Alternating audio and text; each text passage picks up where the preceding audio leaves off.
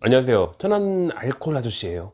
오늘 주제상 금주 클리닉 얘기를 할 건데 아마 이런 게 존재한다는 것조차도 잘 모르는 분도 있었을 거예요. 심지어는 옛날에 음주랑 관련돼 있는 어떤 범죄에 휘말려 가지고서 재판을 준비해 본 경험이 있는 분들조차도 이번에 처음 알게 된 분도 있을 거예요. 저도 원래 여기 이전하기 전까지는 잘 몰랐어요. 왜냐면은 이런 종류의 문서 작성 요령에 대해서는 필수 교육 사항에 안 들어가니까. 근데 12년 전에 한의원을 법원 옆으로 이전을 했다는 이유로 해서 벌써 12년째가 됐죠. 금주 클리닉 양형 자료를 써왔던 게, 여기는 충청도예요. 충청도는 전체 교통사고 중에 음주 사고가 차지하는 비율이 다른 전국의 다른 평균의 2배예요. 심지어 천안에 있는 동네 두 군데는 전국 랭킹 1위, 5위 요 옆에 있어요.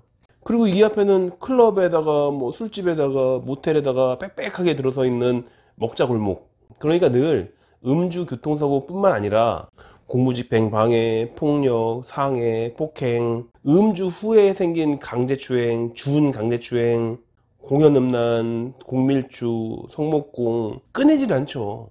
근데 또 이 앞에 법원이 있네. 그래서 그 법원 앞에 있는 변호사님들 많이 있잖아요. 그분들이 자꾸 보내야 되니까 자기 의뢰인들을 계속 보내고 쓰는 법을 몰라가지고 이렇게 써주면 또 빠꾸 먹고 이런 거를 하다가 보니까, 심지어는 이제 법원이 이사를 갔거든요. 천안은 이제 저희 한의원 근처에는 법원이 없어요 이제. 근데 그래도 아직도 보내고 있으니까. 근데 오늘 하려고 하는 얘기는 멀리서 찾아오시는 분들이 있거든요. 이게 꼭 처음이니까 잘못된 데를 찾아가셔가지고서 시간 낭비하고 돈 낭비하고 자료를 쓸 수는 없고 수잔이 오히려 더 마이너스고. 그래서 오늘은 그 얘기를 해볼 거예요. 음주 문제로 재판이 준비되어 있을 때 금주 클리닉 어쩌고 해가 갔다가 오히려 손해가 나가지고서 내지도 못하고 시간 낭비하고 이렇게 되는 것들이 있으면 안 되니까. 그래서 주의해야 될 거 3가지, 제일 중요한 거. 1순위가 비대면. 지금 아직도 밖에 나가서 이 앞에 먹자골목 이런 데 가다 보면은 식당마다 술집마다 사람이 꽉꽉 들어차 있거든.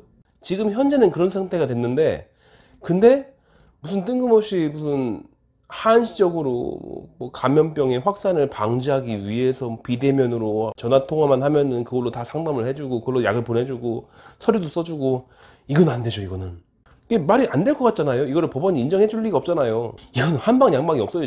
지금은 이게 손쉽게 자리에 앉아가지고서 전화통화만 해가지고서 뭐 돈을 벌 수 있다라고 소문이 난 다음에 그렇게 완전히 뛰어드는 사람들이 꽤 많아요. 의료인 중에서. 전에 그 정신과 의사들이 한 뭐 4, 50명, 50명 넘지? 아마 우르르 입건됐다가 그 중에 전부 다 이제 무죄 판결 났고, 나머지 20명 조금 안 되나? 10몇 명이 결국에는 유죄 판결을 받았는데, 뭐겠어요, 그게. 비대면 진료, 그리고 허위 기재, 환자를 보지도 않았고 허위로 문서를 작성해줬고, 당연히 문제가 되죠. 한의사 난 그런 것 같아. 얼마 전에 뉴스에 났는데 무슨 뭐 유황이 몸에 좋다고, 유황이 있으면 뭐 알코올 독을 빼고 막 이런 식으로 해가지고서 한의사가 뭐 사람들 끼고서 뭐 온라인으로 팔아 제끼고 뭐 전화로 팔아 제끼고. 그게 가능할 리가 없잖아요. 심지어는 재료도 법제한 유황을 써야 되는데 사람이 먹을 수 있는 유황을 써야 되는 건데 그것도 법제도 안 했다고 하더라고. 그러니까 거의 이제 큰일 났지 아주. 그래서 그런 정신과나 그런 한의원을 가시면 좀 골치 아프겠죠. 이 과연 법원에서 인정을 해줄 것인가. 의사고 한의사고 지금 에라 모르겠다 이렇게 되는 거지 지금. 근데 법원에서 그런 걸 쓰면 안 돼요. 두 번째로 이상한 약물.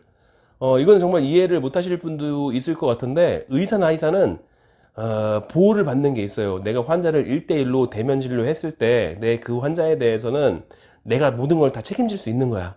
그 환자의 치료에 대해서는 뭘 해도 돼요.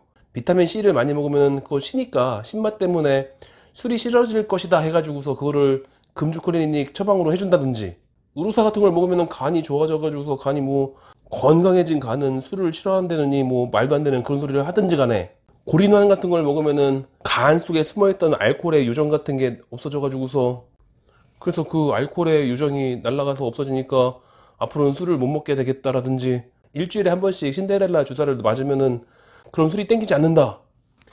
이거 뇌피셜에다가 말도 안 되는 것들인데 그래도 돼요. 괜찮아요. 그렇게 거짓말을 하든 뭐 뇌피셜이든 뭐 자료가 없든 그래도 죄가 아니에요. 그래도 돼요.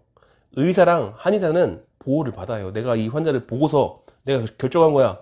만일에 이 사람이 무슨 일이 생기면은 내가 책임질 거야. 내가 책임지는 거지 내가 이 재판을 책임지는 건 아니거든. 그러니까 의료인은 안전해요. 무슨 짓을 해도. 전에 그 무슨 드라마 우영우 뭐 이걸 본 적이 있었는데 거기에 의사가 한 명 나오거든. 의사가 나와가지고서 이 진단에 대해서 그 근거를 좀 대달라고 하니까 거만하게 딱 앉아가지고서 아니 내가 전문가로서 전문가가 전문 소견을 내가지고서 전문가적인 입장에서 쓴 건데 내가 뭘 더 증명해야 되냐 그러잖아요. 그래서 넘어가요. 괜찮아. 그래도 불법적인 요소가 확실한 게 아니라면은 그러니까 비대면이라든지 서류를 거짓으로 썼다던가 이런 것만 아니면 돼요. 근데 재판은 졌죠. 질 수밖에 없지. 그렇게 하는 게 어딨어. 아니 그 의사가 그렇게 할 수 있는 거는 자유예요. 의료인한테 주어진 권리예요. 보호를 받을 수 있죠. 근데 그 치료를 받은 환자는 보호를 못 받아요. 지금 법원에 갈 거 아니에요? 그 법원에 가가지고 쓸 건데 보호를 받을 수가 없는 거죠. 재판은 끝나는 거지 뭐. 재판에서 쓸 수 있는 내용이 아니니까. 치료랑 양형자료를 쓰는 거랑 달라요. 그리고 치료법을 결정할 때도 저도 제가 지금까지 쌓아왔던 20몇 년간의 노하우가 있을 거 아니에요. 근데 그렇게 못 써요. 내가 치료하고 싶은 대로 치료하는 것들은 양형자료랑 관계없는 분들은 제 맘대로 해요. 근데 법원에다가 자료를 내야 되는데 나의 경험상 이렇게 했으면 좋아지더라 이렇게 할 수는 없어요.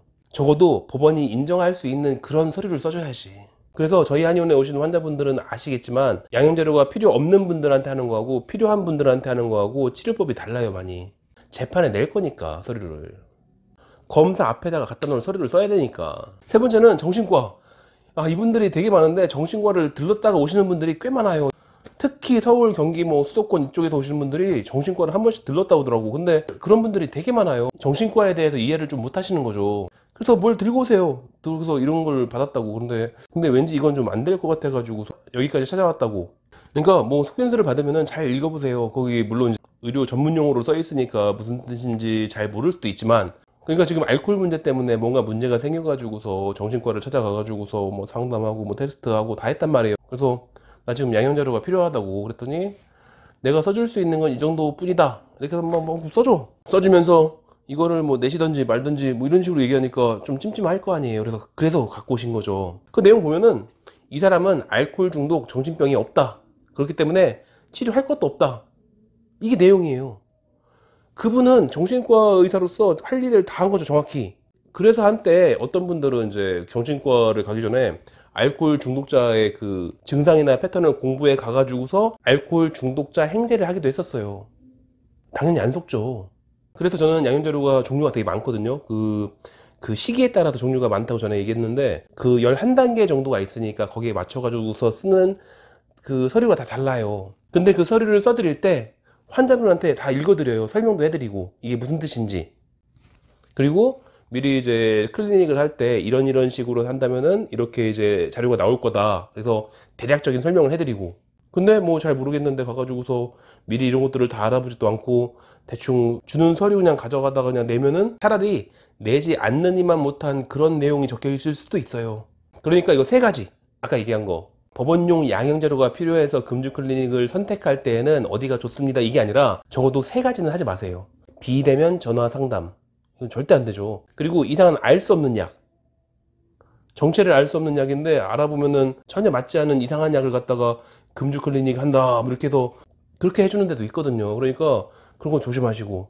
그러니까 무조건 첫날 가가지고서 무조건 결정할 필요는 없어요. 그 무슨 치료를 하는지를 알아보신 다음에 집에 가가지고서 확인을 좀 해보신 다음에 그 다음에 할지 말지 그 다음에 결정하면 되죠. 무조건 그날 가가지고 하는 게 어디 있어요. 물론 이제 대개는 급하게 찾아가는 다음에 뭐 시간이 없어가지고서 후다닥 하려고 하는 건 알겠는데 좀 알아는 보고 가야죠. 세 번째는 서류를 먼저 꼭 읽어봐라. 그 서류가 이상한 말이 써 있을 수 있으니까. 그리고 어려운 말인 것 같으면은 물어보세요. 이게 무슨 소리를 써놓은 건지. 그리고 이상한 알 수 없는 약. 이상해. 그리고 이상한